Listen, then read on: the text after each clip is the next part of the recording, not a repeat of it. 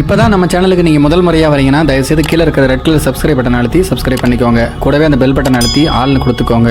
அப்போ தான் நம்ம போடுற வீடியோ உங்களுக்கு தினமும் கிடைக்கும். சரி வாங்க இப்போ நம்ம வீடியோக்குள்ளே போகலாம். நெல்லை மாவட்டத்தைச் சேர்ந்த 35 வயது பெண் ஒருவருக்கும் அதே மாவட்டத்தைச் சேர்ந்த ஒருவருக்கும் 2006ஆம் ஆண்டு திருமணமானது. இந்த தம்பதிகளுக்கு 12 வயதில் ஒரு மகனும் இருக்கிறான். இவர்கள் சென்னையில் பைனான்ஸ் மற்றும் கட்டிடம் கட்டித்தரும் ஒப்பந்த தொழிலில் இருவரும் ஈடுபட்டு வந்திருக்கிறார்கள். இதனிடையேதான் அந்த மகன் படிக்கின்ற பள்ளியில் இருக்கக்கூடிய ஒரு பெண் ஆசிரியையுடன் இந்த கணவருக்கு தவறான தொடர்பு ஏற்பட்டிருக்கிறது. இதனை அறிந்து கொண்ட அவருடைய மனைவி இதெல்லாம் சரிப்பட்டு வராது என்று சொல்லி அவரிடமிருந்து விவாகரத்து வாங்கி கொண்டு தனியாக வசிக்க ஆரம்பித்திருக்கிறார்.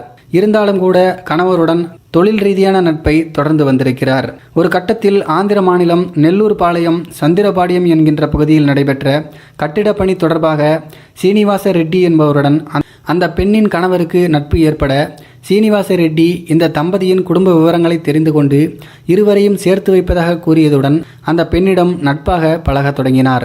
ஆனால் கணவருடன் அந்த பள்ளி ஆசிரியை தொடர்ந்து உறவில் நீடித்து வந்ததால் கணவருடன் சேர அந்த பெண் மறுத்துவிட்டார். இதனை பயன்படுத்தி கொண்ட சீனிவாச ரெட்டி தானும் தன்னுடைய மனைவியை விவாகரத்து செய்ததுடன் தனியாக வாழ்வதால் திருமணம் செய்ய விரும்புவதாக அந்த பெண்ணிடம் கூறி சம்மதமும் பெற்றுள்ளார். இவர்கள் 2018ஆம் ஆண்டு திருமணம் செய்து கொண்டனர். அந்த பெண்ணின் பெற்றோர் முன்னிலையில் நடந்த இந்த திருமணத்தின் போது வரதட்சணையாக 90 சவரன் நகையை பெண் தரப்பினர் போட்டிருக்கிறார்கள். பின்னர் அந்த பெண் மற்றும் சீனிவாச ரெட்டி இருவரும் திருவேற்றூரில் வசித்த போது அரிசி வியாபாரத்திற்கு பணம் வேண்டும் என சிறுக அந்த பெண்ணிடமிருந்து 14 லட்சம் ரூபாயை வாங்கியிருக்கிறார் சீனிவாச ரெட்டி. இதனிடையே அந்த பெண் கர்ப்பமாகி இருக்கிறார்.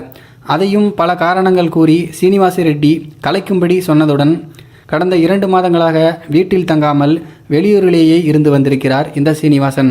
இதனை அடுத்து சந்தேகப்பட்டு விசாரித்த அந்த பெண்ணுக்கு சீனிவாச ரெட்டி தன்னுடைய முதல் மனைவி பத்மாவதி, தாய் சந்திரகலா மற்றும் உடன்பிறந்த சகோதரர் கிஷோர் ஆகியோருடன் சென்னை மாதவரத்தில் வசித்து வந்தது அந்த பெண்ணுக்கு தெரிய வந்தது.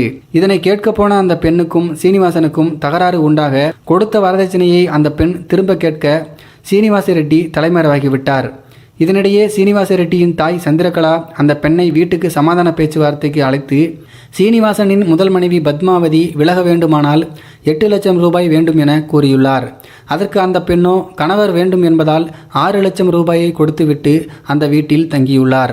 அப்போதுதான் அந்த பெண் குளிப்பதை சீனிவாச ரெட்டியின் தம்பி கிஷோர் மறைந்திருந்து வீடியோவாக எடுத்து அந்த பெண் தன்னுடைய வீட்டுக்கு சென்ற பிறகு அவருடைய வாட்ஸ்அப்புக்கு ஸ்கிரீன்ஷாட் மட்டும் அனுப்பி வீடியோவை வெளியிடாமல் இருக்க நகை பணம் கேட்டு கிஷோர் மிரட்டியுள்ளார். இதனால் அதிர்ச்சியடைந்த அந்த பெண் குழந்தைகள் மற்றும் பெண்கள் பாதுகாப்பு காவல் துணை ஆணையர் ஜெயலட்சுமியிடம் அளித்த புகாரின் பேரில் கிஷோரை மாதவரம் போலீசார் கைது செய்து விசாரித்தனர். அப்போதுதான் சீனிவாச ரெட்டி மீது திருப்பதி, நெல்லூர், உதயகிரி, ஓங்கோல், பிஞ்சமூர் காவல் நிலையங்களில் பாலியல் தொழில், பாலியல் வன்கொடுமை, கொலை முயற்சி வழக்குகள் இருப்பதும் மாதவரம் காவல் நிலையத்திலேயே சீனிவாச ரெட்டியின் தந்தையை கொலை செய்ய முயன்ற வழக்கில் சீனிவாசன், அவருடைய மனைவி பத்மாவதி, தாய் சந்திரகலா, தம்பி கிஷோர் ஆகிய ஒட்டுமொத்த குடும்பமும் கைதாகி ஜாமீனில் வெளியே வந்ததும் தெரிய வந்துள்ளது. டேங்க அப்பா, எவ்வளோ பெரிய ஃப்ராடு குடும்பம் பார்த்தீங்களா? இப்படிப்பட்ட நிலைமையில் தலைமையிடமாக உள்ள சீனிவாச ரெட்டி முதல் மனைவி பத்மாவதி, தாய் சந்திரகலா உள்ளிட்டோர் காவல்துறையினரால் தேடப்பட்டு வருகிறார்களாம். பாவம், எப்படியாப்பட்ட ஒரு குடும்பத்தில் போய் மாட்டியிருக்கு பாருங்க இந்த பொண்ணு. கட்டினவனும் சரியில்லை, ரெண்டாவதாக வந்தவனும் சரியில்லை, பணத்தையும் அந்த பொண்ணு நிறைய இழந்திருக்கு. அந்த பொண்ணை நினச்சா பாவமாக தாங்க இருக்குது. இதை பற்றி உங்களுடைய கருத்துக்கள் என்ன அப்படிங்கிறத கீழே இருக்கிற கமெண்ட் பாக்ஸில் தெரியப்படுத்துங்க. மேலும் இது போன்ற வீடியோக்களை பார்க்க நம்முடைய சேனலை சப்ஸ்கிரைப் பண்ணிக்கோங்க. இந்த வீடியோ பிடிச்சிருந்தா தயவு செஞ்சு ஒரு லைக் மட்டும் கொடுத்துருங்க. நன்றி, வணக்கம்.